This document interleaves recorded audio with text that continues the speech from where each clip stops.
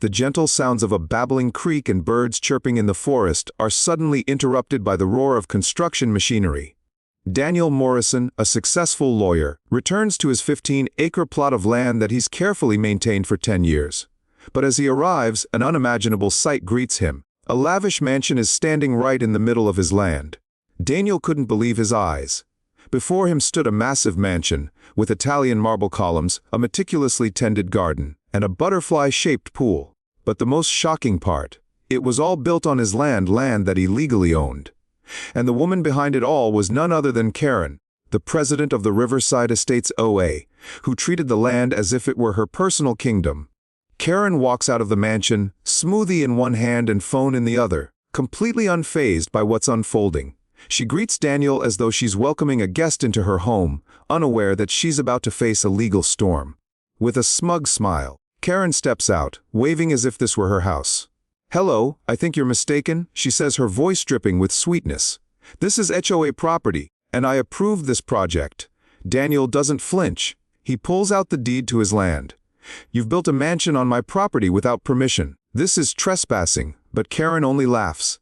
Daniel, determined and confident as a lawyer, knows he can't let Karen and the HOA get away with this. He begins collecting evidence and preparing for a legal battle. Daniel wasn't just any landowner. He was a lawyer, and he knew exactly what was happening. Karen was using her power as HOA president to steal his land. Without hesitation, Daniel and his former partner, Sarah Chen, began digging into public records. What they uncovered shocked them. Karen had used fraudulent maps and didn't have any permits for the mansion. Worse, she had siphoned HOA funds to finance the project. Daniel was ready to fight. In court, as the evidence unfolds, Daniel doesn't just reclaim his land, but also exposes Karen's corruption. In court, Daniel's case was airtight. He presented irrefutable proof that the land had always been his and that Karen had acted illegally. The judge ruled in Daniel's favor, ordering Karen to pay $2.3 million in damages and return the land to its rightful owner. But that wasn't all. As the evidence mounted, Karen's actions were revealed to be part of a larger scheme of fraud and abuse. After being ousted from the HOA, Karen faces the consequences of her actions, while Daniel transforms her mansion into a space that truly serves the community.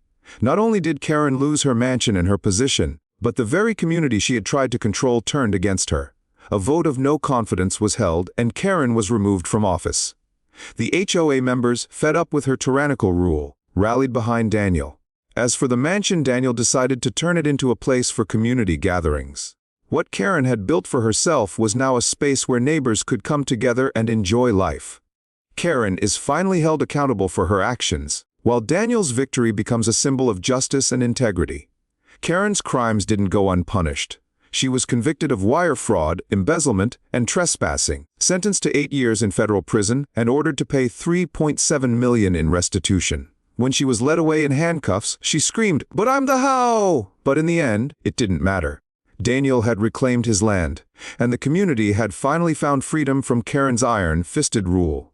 The story closes with a powerful message of justice, perseverance, and community. This is a story of standing up for what's yours, of fighting for justice and truth. When you refuse to back down, justice always finds its way. Daniel's victory wasn't just about reclaiming property.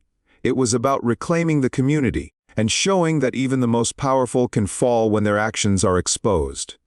If you've ever faced injustice or been taken advantage of, Daniel's story shows that standing up for what's right can lead to true victory.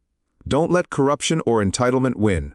Be the change your community needs. Like, share, and subscribe for more inspiring stories of resilience and triumph. And remember, justice always prevails.